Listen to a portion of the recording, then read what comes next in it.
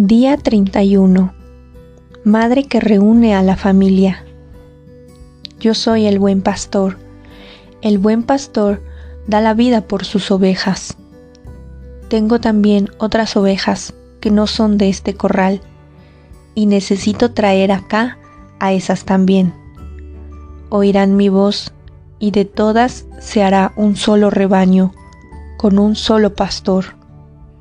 Juan capítulo 10, versículos del 11 al 16.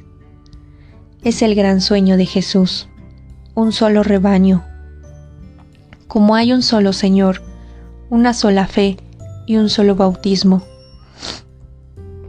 Hoy, el problema del ecumenismo, de la unidad de los cristianos, es un motivo que sigue vivo, aunque lejos de solucionarse. El Señor rezó para que seamos una sola cosa, como Él y el Padre, y que esta unión sea el motivo para hacer que el mundo crea en Jesucristo. Juan capítulo 17, versículos del 20 al 21. En cambio, los cristianos se presentan escandalosamente divididos. ¿Cómo ha sido posible? En el tiempo de Nestorio se registró una primera escisión. El concilio de Éfeso se pronunció sobre la persona de Jesús y de María en el año 431. Pero los nestorianos siguen existiendo en nuestros días. En 1054 se dio la gran escisión del Oriente, ortodoxos por motivos que hoy nos cuesta comprender. Después de casi 500 años se llegó a la gran escisión de la Reforma Protestante en 1517, seguida poco después, en 1534, por la escisión de los anglicanos. Desde entonces, los fraccionamientos son incontables, creando surcos cada vez más profundos, agravados por guerras, persecuciones y discriminaciones. Una Babel frente a la cual nos preguntamos, pero, ¿son estos los cristianos los verdaderos seguidores de Cristo? Hoy se busca el acercamiento, el diálogo. Es famoso el encuentro del Papa VI con el patriarca Atenágoras, después con el primado de la Iglesia anglicana. Es famoso el encuentro del Papa Pablo VI con el patriarca Atenágoras, después con el primado de la Iglesia anglicana y por último con el Consejo Ecuménico de las Iglesias. Parece que solo el Papa pide perdón a todos por las equivocaciones del pasado. Recordemos las innumerables excusas expresadas por Juan Pablo II. Es un hecho que solo él, Juan Pablo II, no se llegará nunca a la unidad, por lo que la octava de oración por la unidad, que se ha ido imponiendo cada año del 18 al 25 de enero, nos parece una de las iniciativas más bellas y fructuosas.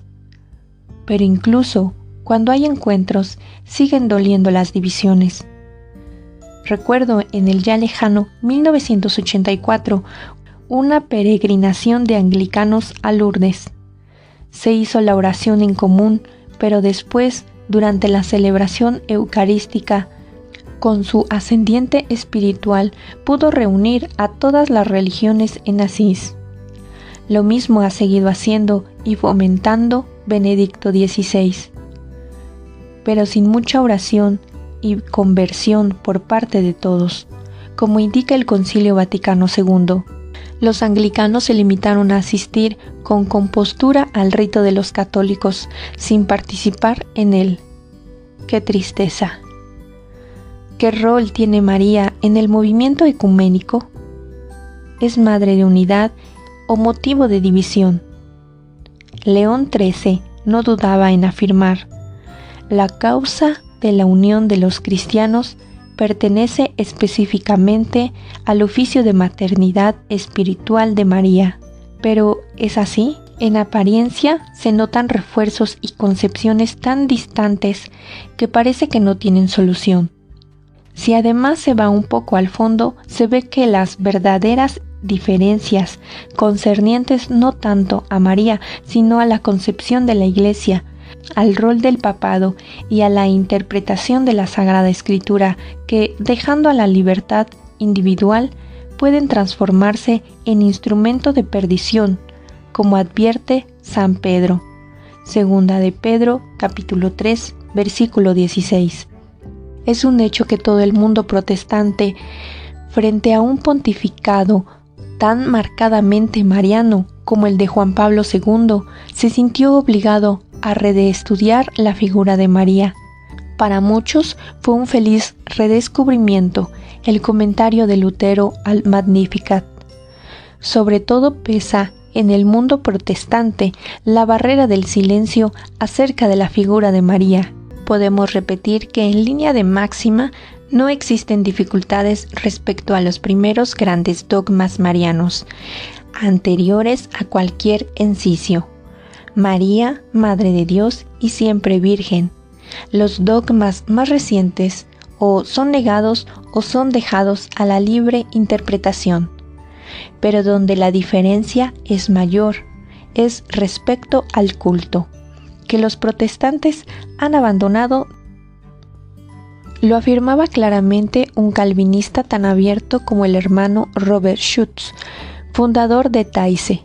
Tras 4 siglos de división, la conspiración del silencio mantenido en torno a María hace imposible todo encuentro.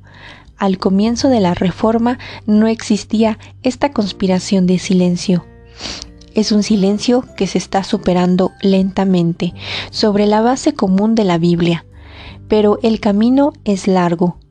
No es como cuando varios partidos políticos se ponen de acuerdo para formar un gobierno. Cede un poco el uno y otro poco el otro, para llegar a un programa común.